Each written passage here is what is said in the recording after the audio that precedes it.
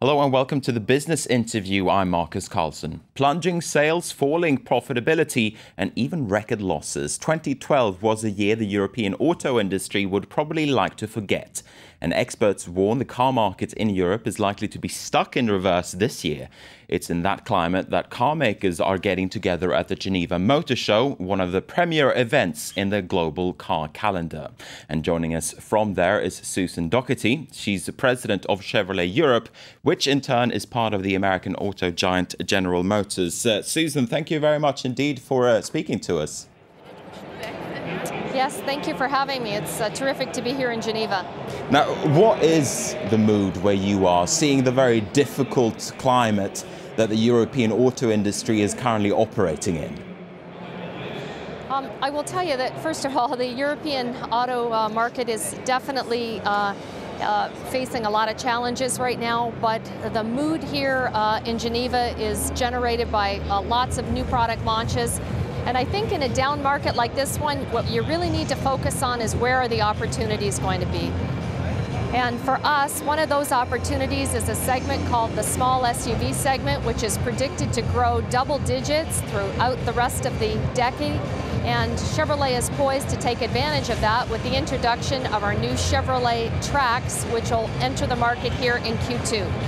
Now, Chevrolet's sales were down 3% in the European Union in 2012. That was not as much as the rest of the market, but still down. At the same time, you're doing much better in other parts of the world, for instance, in your home market in North America.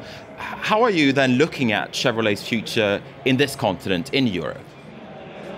Well, the one thing that we focus on, especially with Chevrolet being our global brand, is that in 2012 we sold just under 5 million units after VW, Ford, and Toyota. So we're in a position of growth, and we're driving that growth based on continuing with one product introduction after another. And in fact, in 2013, Chevrolet will introduce around the globe 20 new products. And then here in Western and Central Europe, we will introduce 5. What we need to do is making sure that the growth is going to be fueled by great new products that best meet customer needs. And a perfect example of that will be the Chevrolet Trax that we'll introduce here in Q2. Now, as I said before, you're part of General Motors. It posted a pre-tax loss of $1.8 billion in Europe in 2012. Will you be able to turn that development around, in 2013?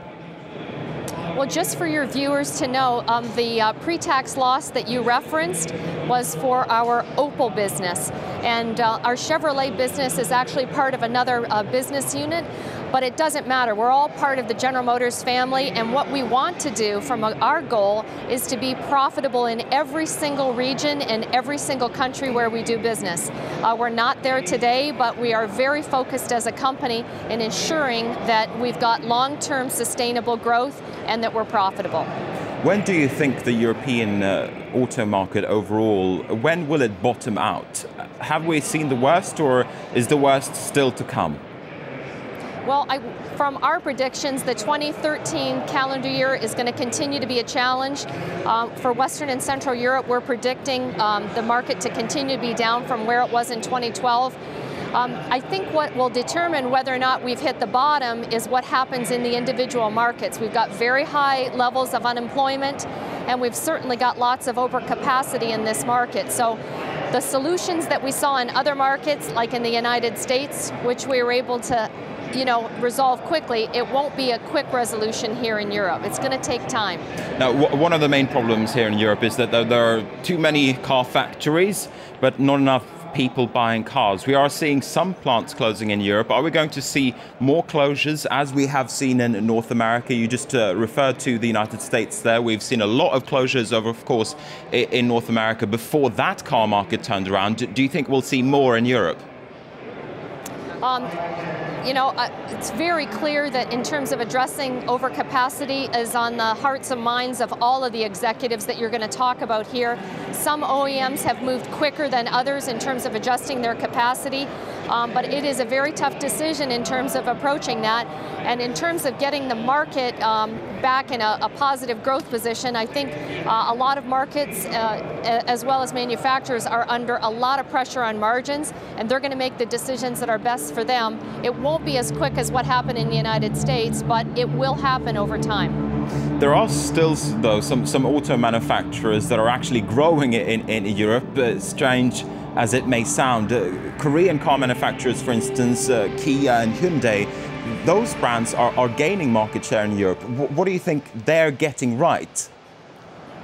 Yeah, some of the brands that we are seeing that are growing here in Western and Central Europe include brands like Dacia and Hyundai and Kia, as an example. And what consumers are really looking for is great value for the money, especially when the market is depressed. The consumers have got very tight budgets. There's high levels of employment. What you have to present to the consumer is a great product that has great QRD, that looks good, that they can afford. And those are the brands that will win the hearts and minds of consumers during this very tough time. And you're confident that you'll be able to come up with those kind of vehicles within Chevrolet Europe? I am confident that with products like Spark, Aveo, Cruise, and our new Trax, that we can certainly hit the sweet spot of what consumers are looking for. One of the other things that's important in this market is that European consumers are very smart, and they're very connected to their technology, and they want to be able to bring their smartphones and their devices into the car and to have them work seamlessly.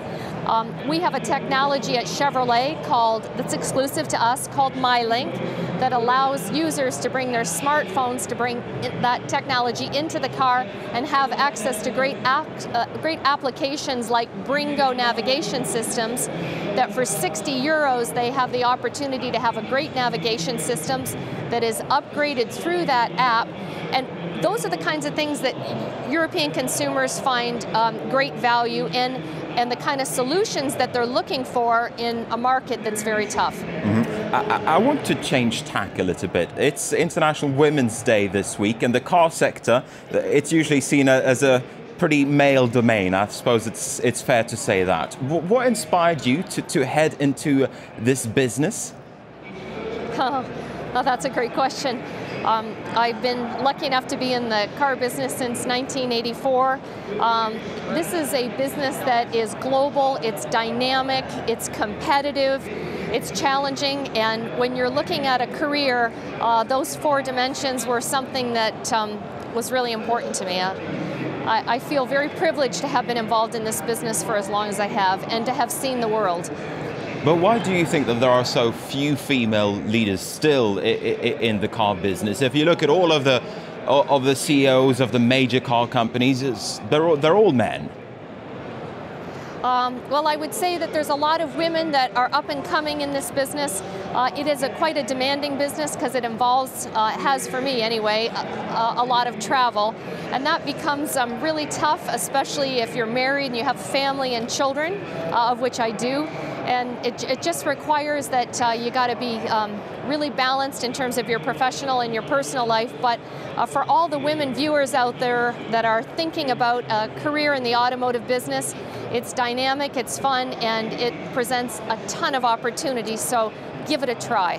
What do you think the industry can do to open up new avenues for women and to get women onto boards and to get women into high-level positions within the car segment? What can the business itself do to foster that and to encourage that?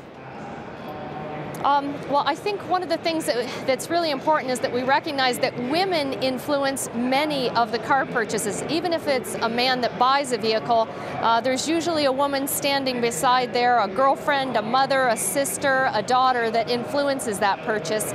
And I think that we just need to expose more women to the benefits of this industry. It's very dynamic, and I've seen tons of changes over the 2+ decades that I've been involved in this business, and it really presents an opportunity for lifelong learning. I just think we need more of probably your viewers to understand what the business is all about and the opportunities it presents. That's really interesting. It sounds as if you're saying that women are actually better at selling vehicles to women. Is that the case, that as we're seeing more and more women take charge in households and buying cars, do you think that that's still an untapped resource? Yeah, I think there's lots of parts of the world where people are moving from two-wheel and three-wheel transportation to four-wheel transportation, like the market I just came from. I recently moved to Europe from Shanghai, China. And as more women are educated and they are out working and they're moving into their very first car purchase, in family situations where their parents never had a car, the freedom that one gets when you have the opportunity to drive a car, your whole world opens. And there's plenty of opportunity out there for people to come into owning a car for the very first time and then understand the potential that this business can have for women, whether it's selling cars, doing what I do, working for a manufacturer, working in the supply part of our business. This is a multifaceted business that I think will be attractive for a lot of women as we think forward throughout the rest of this decade. All right, Susan Docherty, President of Chevrolet Europe. It has been a pleasure. Thank you very much indeed for taking the time to speak to us from the Geneva Motor Show. Thank you.